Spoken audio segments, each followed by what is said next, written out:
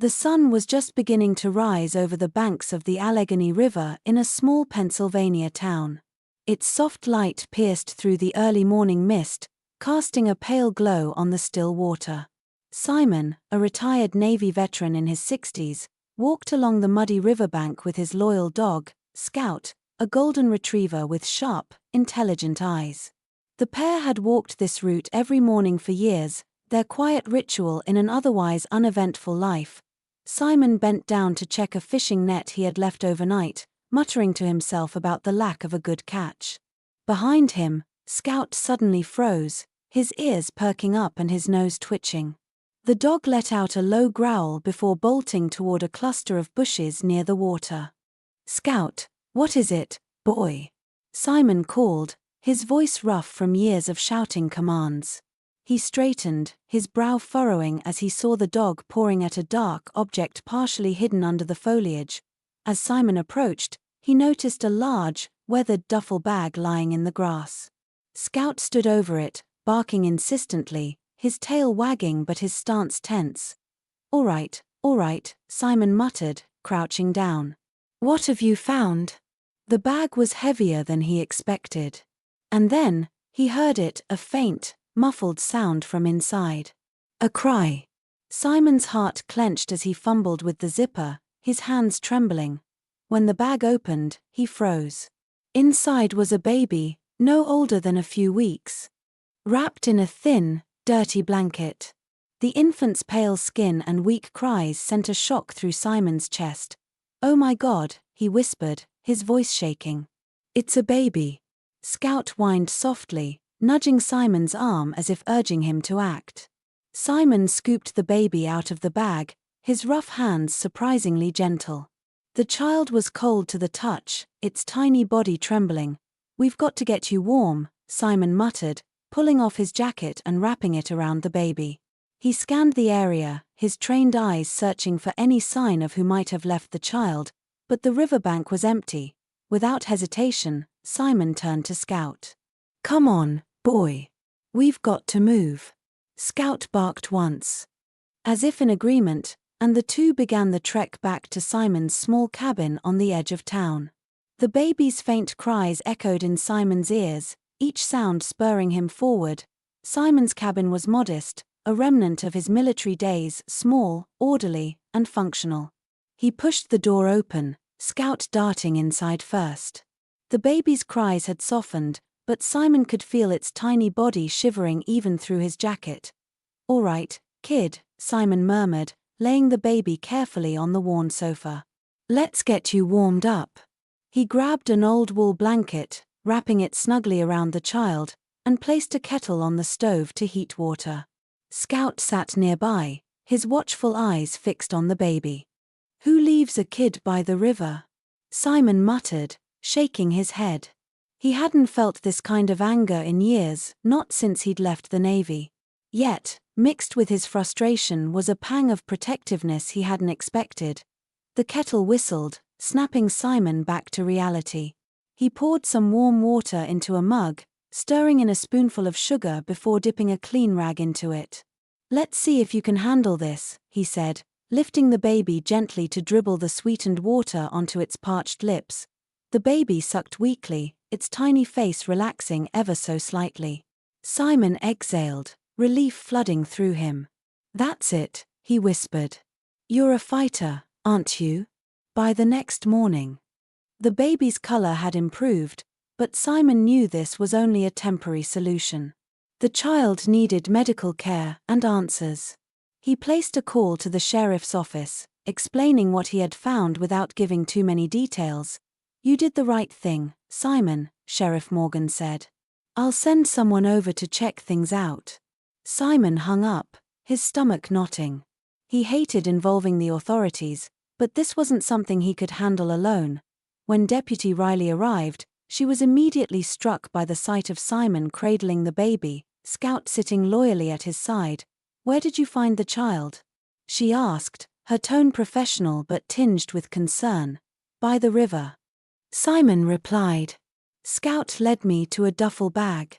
The baby was inside." Riley frowned. "A duffel bag? That's Unusual. Did you see anyone nearby? No one, Simon said firmly. But whoever did this didn't want the kid to be found. Riley's face darkened. We'll investigate. In the meantime, the baby will need to go to Child Protective Services. Simon stiffened, the thought of handing the baby over making his chest ache. Is that really necessary? Can't I keep her, just until you figure out what's going on? Riley hesitated, clearly conflicted. That's not how it works, Simon. But I'll note your request.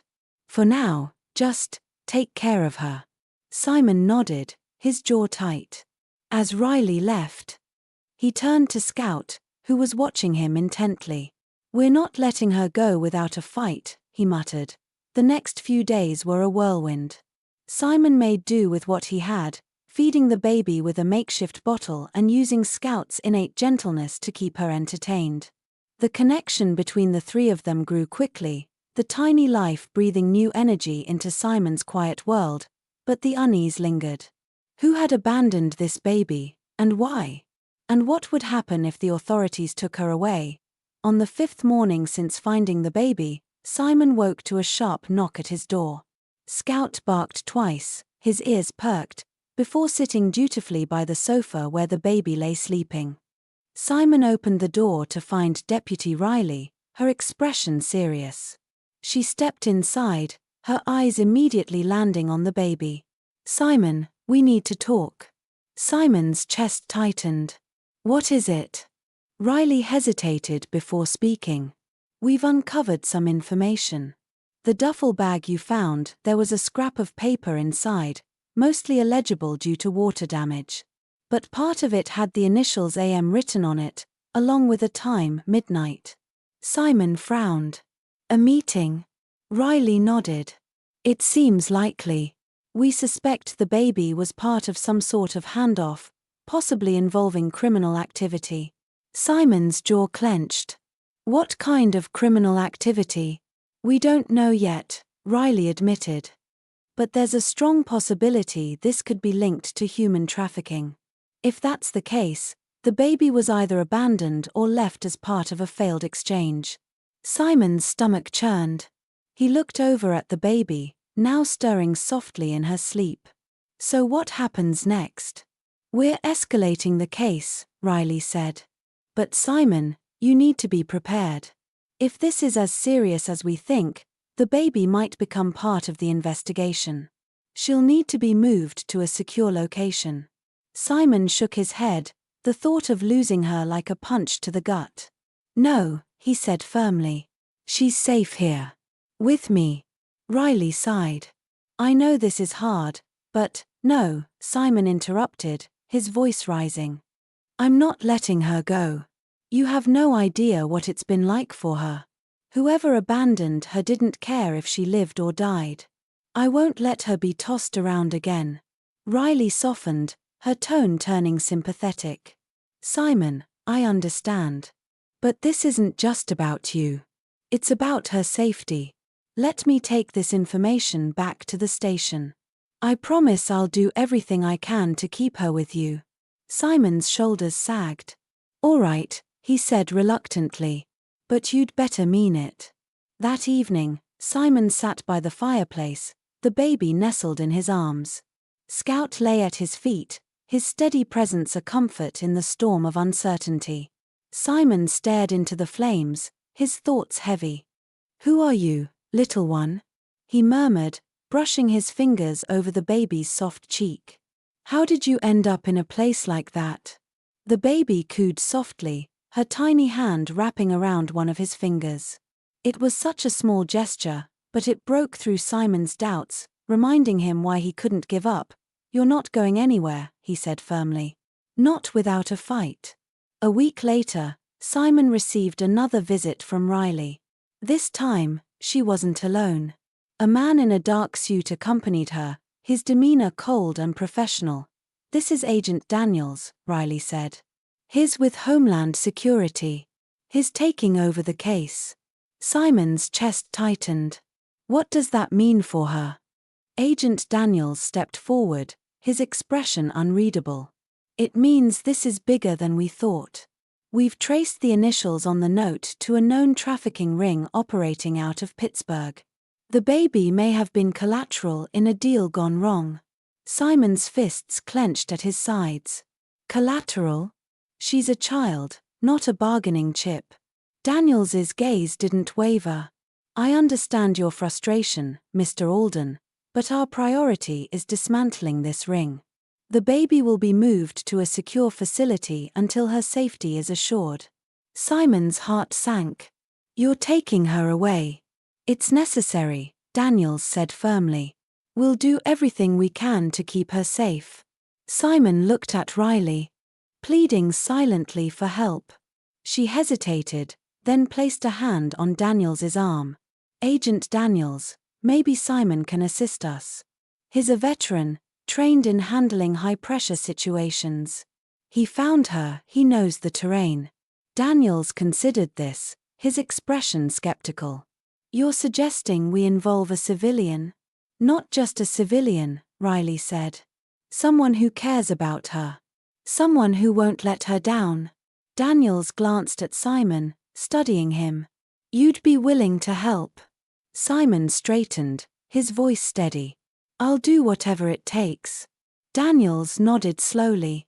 Then let's get to work. Simon sat in the back of an unmarked van, the baby cradled in his arms, her tiny face peaceful despite the tension thick in the air. Scout lay at his feet, his sharp eyes scanning the cabin as if he could sense the danger ahead. Across from Simon, Agent Daniels and Deputy Riley reviewed their plan. The exchange is happening tonight at an abandoned warehouse on the outskirts of Pittsburgh, Daniels explained. We've intercepted messages suggesting the traffickers believe the baby is still on site. If they see her, it might draw them out. Simon's grip on the baby tightened. You're using her as bait. She won't be in danger, Daniels assured him. You'll stay in the van with her. Our team will handle the operation.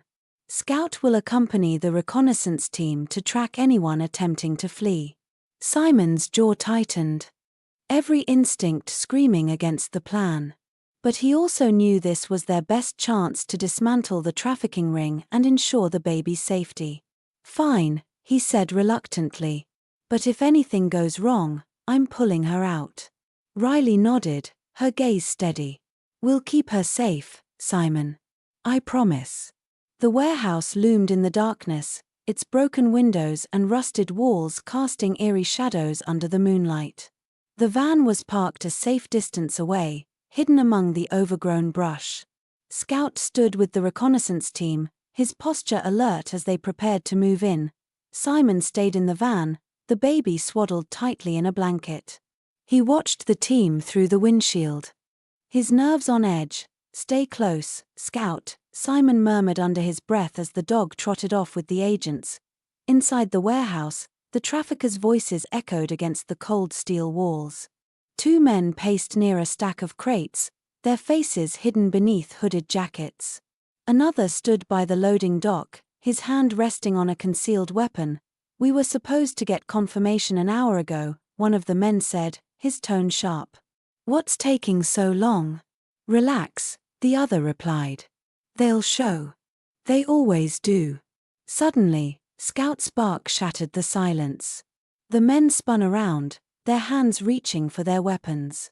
Before they could react, the tactical team moved in. Their commands cutting through the chaos. Drop your weapons. Hands where we can see them. One of the men bolted toward the back exit, but Scout was faster. The dog lunged, knocking the man off balance and pinning him to the ground until an agent cuffed him. The other two men surrendered, their faces pale as they were restrained. Daniels stepped forward, his voice cold. Where's your leader? The man pinned by Scout sneered. You'll never find him. We'll see about that, Daniels said, motioning for the team to secure the area. Back in the van, Simon's heart raced as he heard the commotion through the team's radio. Scout returned moments later, panting but unharmed. The sight of the dog brought Simon a small measure of relief. Good boy, he murmured, scratching Scout behind the ears. The dog leaned into him, his loyalty unwavering. The team uncovered a wealth of evidence in the warehouse, ledgers, communication devices, and most importantly, the identities of key players in the trafficking ring. But as the operation wrapped up, Simon couldn't shake the feeling that this was only the beginning. Daniels approached the van, his expression grim but determined. "We got most of them, but the leader's still out there. This isn't over." Simon nodded, his resolve hardening. "Then let's finish it." The days following the warehouse raid were a blur of planning and investigation. The evidence recovered pointed to the leader of the trafficking ring, a man known only by the alias Reynard. Reynard had eluded capture for years, orchestrating his operations from the shadows. Now, with his network compromised, he was more dangerous than ever. Simon spent his days helping Agent Daniels and Deputy Riley piece together the puzzle. The baby, whom Simon had started calling Lily, stayed close by, her presence a constant reminder of what was at stake. "She's the key," Daniels said one evening, pointing to the ledger entries detailing the botched transaction. Reynard was expecting her for a high-stakes deal. Losing her has put him in a vulnerable position. Simon nodded, his eyes narrowing. "So how do we use that to our advantage?" "We set a trap," Daniels replied. "Make it look like Lily's still in play." Simon's fists clenched. "You're not putting her in harm's way." "She won't be anywhere near the actual operation," Riley interjected, her tone firm. "We'll use decoys and controlled communication to lure Reynard out. The goal is to bring him down without a fight." The plan was set in motion. Posing as one of Reynard's associates, Daniels arranged a meeting at an upscale hotel under the pretense of resuming the deal. The team staged the operation meticulously, planting surveillance equipment and stationing agents in every corner of the hotel. Simon remained behind at a secure location with Lily and Scout, his nerves fraying as he listened to the team's communications over the radio. The thought of Reynard slipping through their fingers was unbearable. "Stay calm," Riley's voice crackled over the line. "Everything's under control." Simon paced the room, his eyes flicking to Lily, who lay asleep in a crib provided by the agency. Scout sat beside her, his presence a source of comfort in the tense atmosphere. At the hotel, Reynard arrived exactly on time, his polished demeanor and tailored suit masking the predator beneath. Daniels greeted him in the lobby, the fake ledger clutched in his hand. "This had better be worth my time," Reynard said smoothly, his eyes scanning the room with practiced precision. "Oh, it will be," Daniels replied, his tone matching Reynard's cool confidence. "Shall we?" Reynard followed Daniels into a private suite, unaware of the agents watching his every move. As they sat across from each other, Daniels slid the ledger across the table. "As you can see, everything's been accounted for. We can proceed as planned." Reynard smirked, his fingers tapping the table. "And the asset?" "She's safe," Daniels lied. "But before we proceed, there's one more thing we need to discuss." Reynard raised an eyebrow. "And what's that?" Daniels leaned forward, his voice dropping. "How does it feel to have everything you've built come crashing down?" Reynard froze, his smirk vanishing. Before he could react, the door burst open, and agents swarmed the room.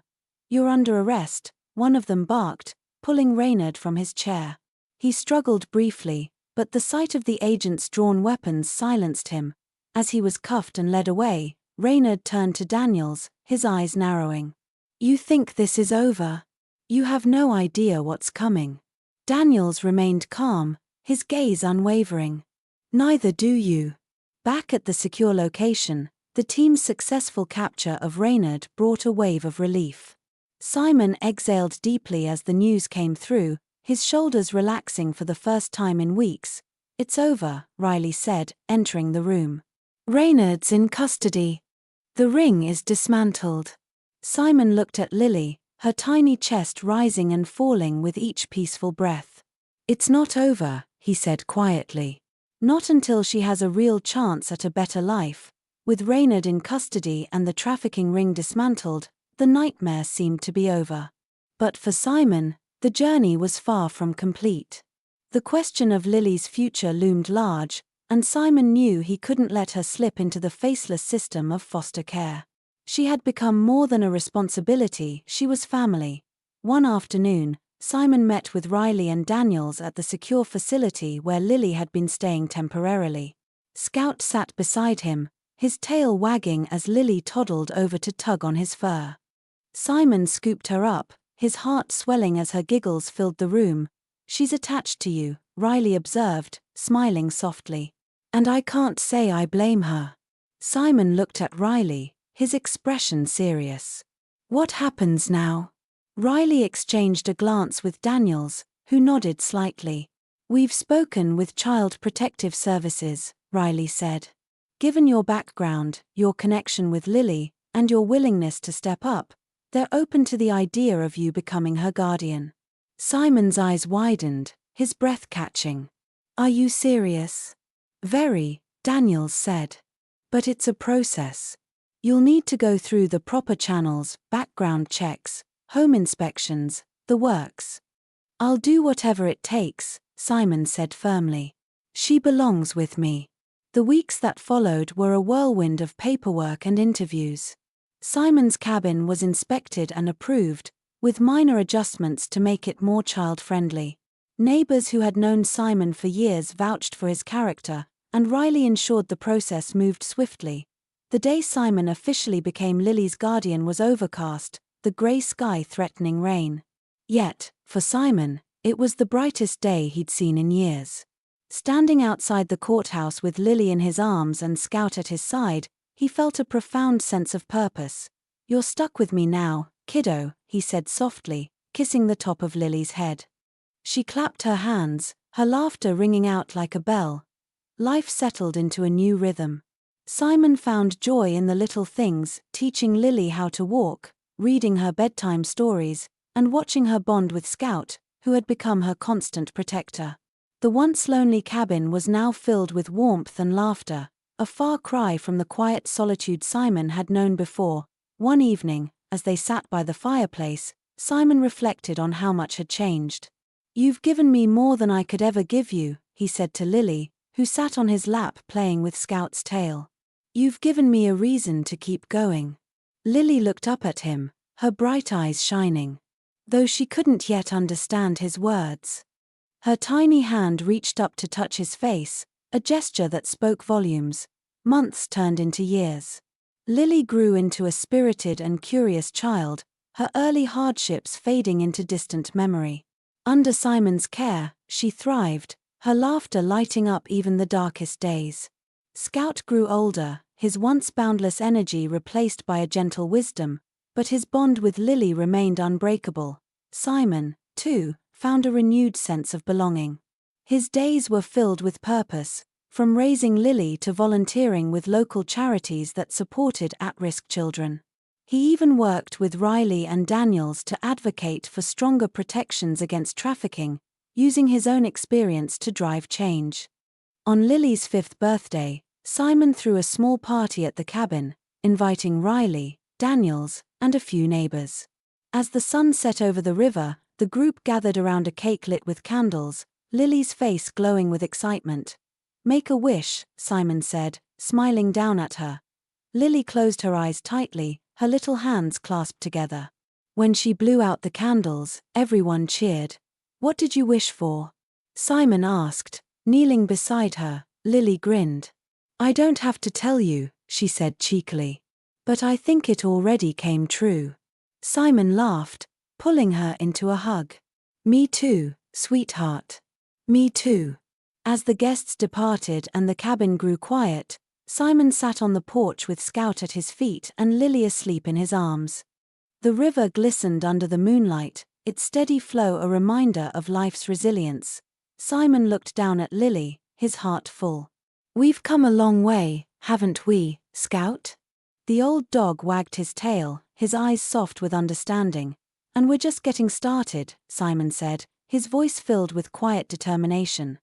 The river flowed on, carrying with it the promise of a brighter future for Simon, Lily, and Scout, a family born not of blood, but of love, courage, and second chances.